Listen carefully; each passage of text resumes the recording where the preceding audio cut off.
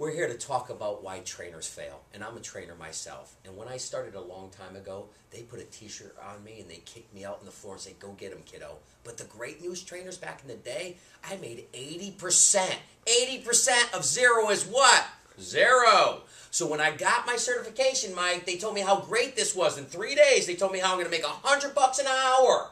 And from there, man, you're going to set your own schedule. Buddy, was I sold. I mean, I was like, I'm all in. Then I came down here to Atlanta, Georgia. My first check, which I still remember, $232. Now, that wasn't a day. 2 weeks. So guess what? I had 2 choices in my life. Either tell my parents I failed, which is a great feeling if you never did it. And the second one is stick it out and start getting better at what I did.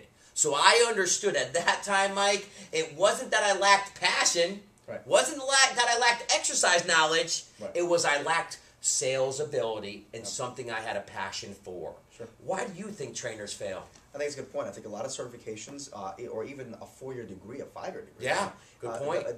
What they talk about in colleges and what they talk about in certifications is how to troubleshoot a body. They talk about the study of a body in motion. They talk about nutrition. They talk about the most effective way to increase speed, endurance, strength, whatever it may be.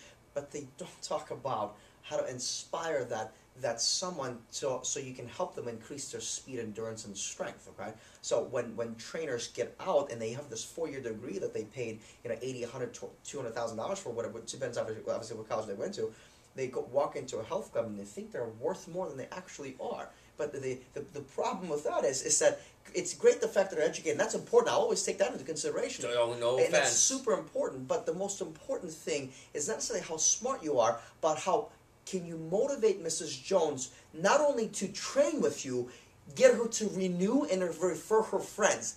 That's worth something. And I can't say enough about what Mike said. We know trainers are very well as far as off with education, and we give you that credit. But when you have that education and you can't transfer that to my mother, that is the challenge of where you're not going to make money. So we're breaking down with the communication of a 12th grade level to a 1st grade level, just like the newspaper. That's it. And what trainers don't understand is they don't know what they don't know. Right. So we need to get into the motivation and the inspiration area. And a lot of times, as trainers, someone may even have the lingo. Some may even have the sales ability. However, they don't understand how to properly set up a program. What is the proper sales process? A lot of them believe that selling 10, 20, 30 sessions at a time is the way you do it. That's not how you grow a business. You grow a business by getting residual monthly EFT coming in. That's how you build a business, because summertime you're not going to generate a whole lot of cash. So if that's the case and you run your business based on cash,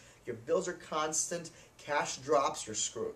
Yep. However, if you have a monthly EFT coming in because you've been selling 12-month programs over the last 12 months, really I can have a slow cash month. I still have my EFT, my bills are here, I'm in the green, I feel good, I'm not stressed out.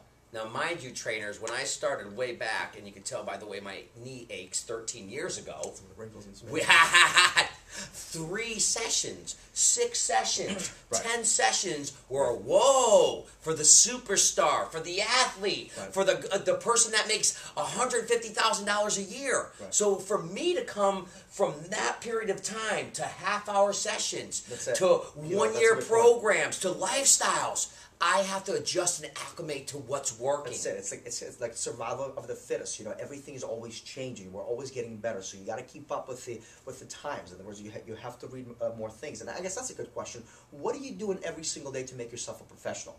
Okay, how do you become a professional? You don't become a professional while you are doing your sales presentation. You become a professional when you do things when you're not doing your presentation. Outside the work time. What are you feeding your brain? What surrounds you? What kind of people do you have around you? What do you listen to? What do you read? All those things influence your ability to influence others to be more, become more, and certainly do more. And if you're not doing the right things, if you're hanging around with the wrong people, if you're listening to the wrong music, if you're staying up late in the weekend, there's nothing wrong with going out and partying, but what's more important, and ultimately, if you believe in making an impact in other people's lives, once again, it all goes back to you, personal accountability, living the lifestyle. And mind you, trainers, like he said, surround yourself with successful people, come on yourself. Lay down with dogs, wake up with fleas.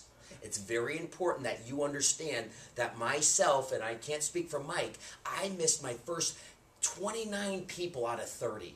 And the person that I showed that list to said I would have sold them at least 15 of them. And he was right. But unfortunately, he never taught me that process. And that's where we're trying to tell you there is a process, a method behind that madness. If your ego will stop you from learning from anyone else, you're your worst enemy. That's it. We appreciate your time today. Well, and to summarize real Please. quick, so I mean, trainers' expectations and why aren't they successful? One, important to get an education, but please understand how to influence, motivate, and inspire. So whatever you need to read or listen to or get around people that influence, inspire others, those are the things you need to learn. Once you learn how to understand how to do that, then you need a way to organize everything that you do. You must have a software that organizes all of your data. 3, learn the sale, or 2, learn the sales process, and of course 3, plug yourself into some type of a network that'll get you to become a professional. Some type of support group that can troubleshoot why you are or are not selling.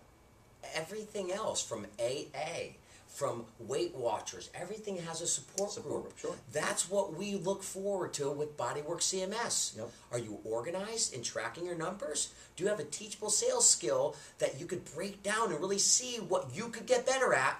And do you have people to pick you up when you feel low and people to give you a high five when you feel good? If not, we look forward to seeing you someday.